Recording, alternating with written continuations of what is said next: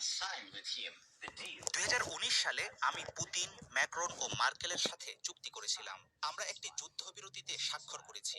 সবাই আমাকে বলেছিল সে কখনো যুদ্ধের দিকে যাবে না। তার সাথে গ্যাস বিনিময়ে চুক্তি করেছি, কিন্তু এরপর সে যুদ্ধবিরতি ভঙ্গ করে আমাদের জনগণকে হত্যা করে। আমরা বন্দি বিনিময়ের চুক্তিও স্বাক্ষর করেছি, কিন্তু পুতিন সেটা মানেননি। জেডি, আপনি কি ধরনের কূটনীতির কথা বলছেন? কি বোঝাতে চাইছেন আপনি? আপনার দেশের ধ্বংসের অবসান ঘটাবে আমি এমন ধরনের কূটনীতির কথা বলছি। জনাব প্রেসিডেন্ট, শ্রদ্ধার সাথে বলছি, আমি মনে করি আমেরিকান মিডিয়ার সামনে এই বিষয়ে অভিযোগ করার জন্য ওভাল অফিসে আসা আপনার জন্য অসম্মানজনক। সংঘাতের অবসান ঘটানোর জন্য আপনাদের উচিত মার্কিন প্রেসিডেন্টকে ধন্যবাদ জানানো। আপনি কি ইউক্রেনে গিয়েছিলেন? জানেন আমাদের কি ধরনের সমস্যা আছে?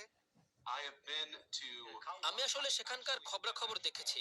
মিস্টার প্রেসিডেন্ট, আমি জানি নিজের লোকদের নিয়ে আপনি একটি সাজানো প্রোপাগান্ডা সফরে এসেছেন। আপনার সেনাবাহিনীতে জনবল বাড়াতে আপনার সমস্যা হয়েছে, এটা কি আপনি অস্বীকার করবেন?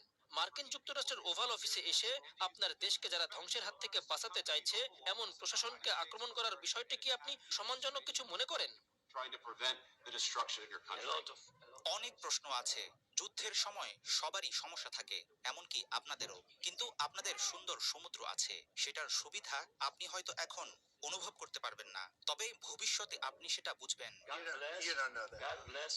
আমরা কি অনুভব করছি, কি ভাবছি সেটা আমাদেরকে বলতে আসবেন না। একটি সমস্যা সমাধানের চেষ্টা করছি আমরা। কেমন অনুভূতি হচ্ছে আমাদের সেটা আর বুঝাতে হবে না। সমস্যার সমাধান হলে আমরা বেশ ভালো অনুভব করব। চমৎকার অনুভূতির পাশাপাশি খুব শক্তিশালীও বোধ করব। আপনি অবশ্যই প্রভাবিত হবেন। আমি বলছি এর প্রভাব আপনি অনুভব করবেনই। দেখুন, আপনি এখন খুব একটা ভালো অবস্থানে নেই। নিজেই নিজেকে এমন খারাপ অবস্থানে নিয়ে এসেছেন। পুতিন ঠিকই বলেছে, আপনি লাখ লাখ মানুষের জীবন নিয়ে জুয়া খেলছেন।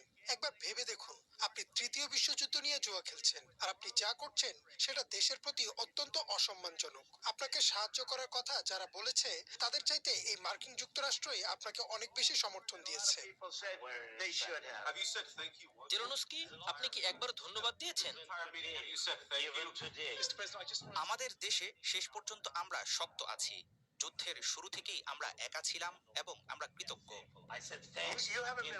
আপনি একা ছিলেন না। আমরা আপনার মতো বোকা রাষ্ট্রপতির মাধ্যমে আপনাকে $350 বিলিয়ন দিয়েছি, সামরিক সরঞ্জাম দিয়েছি। আপনি ও আপনার লোকজন বেশ সাহসী, কিন্তু তারা বাধ্য হয়েছে আমাদের মিলিটারি সাহায্য নিতে। আপনাদের কাছে যদি আমাদের সামরিক সরঞ্জাম না থাকতো তাহলে এই যুদ্ধ 2 সপ্তাহের মধ্যেই শেষ হয়ে যেত। 3 দিনের মধ্যে। আমি পুতিনের কাছ থেকে এটা শুনেছি যে 3 দিনের মধ্যে যুদ্ধ শেষ হয়ে যেত। হয়তো আরো কম। এভাবে ব্যবসা করা খুব কঠিন হবে, আমি আপনাকে বলছি। অন্তত ধন্যবাদ বলো, যেভাবে যা আছে মেনে নাও। আমার মনে হয় আমেরিকান জনগণের উচিত কি ঘটছে সেটা দেখা। আমার মনে হয় এটা খুবই গুরুত্বপূর্ণ। এর জন্যই আমি এতদিন ধরে এটা চালিয়ে যাচ্ছি। আপনাদের তো কৃতজ্ঞ থাকতেই হবে, কারণ আপনাদের হাতে আর কোনো কার্ড নেই। আপনাদের পতন হচ্ছে সেখানে, আপনার লোকজন মারা যাচ্ছে, সৈন্য ফুরিয়ে আসছে। তারপরও আপনি আমাদের বলছেন আমি যুদ্ধবিরতি চাই না, আমি যুদ্ধবিরতি চাই না। আমি আপনাকে বলছি, যদি এখনই যুদ্ধবিরতি করতে পারেন সেটা গ্রহণ করুন, যাতে আর গুলি না ছুটে, আপনাদের মানুষজনকেও যাতে আর মরতে না হয়। আমি যুদ্ধবিরতি চাই, কারণ যুদ্ধবিরতি করতে চুক্তির চেয়ে কম সময় লাগে। অবশ্যই আমরা যুদ্ধ বন্ধ করতে চাই। আমি তো আপনাকে বলেছি নিরাপত্তার গ্যারান্টি লাগবে আমাদের। যুদ্ধবিরতি সম্পর্কে আমাদের জনগণকে জিজ্ঞাসা করুন, তারা কি মনে করে। আগের কথাবার্তা তো আমার সাথে ছিল না, সেটা ছিল বাইডেন নামে একজনের সাথে। তিনি মোটেও বুদ্ধিমান ব্যক্তি ছিলেন না, ওবামার সাথে ছিল। ওবামা আপনাকে চাদর দিয়েছিল আর আমি দিয়েছিলাম জ্যাভলিনসনের মতো অস্ত্র। শত্রুর ট্যাঙ্ক ধ্বংসের জন্য জ্যাভলিনসন দিয়েছিলাম, ওবামা দিয়েছিল চাদর।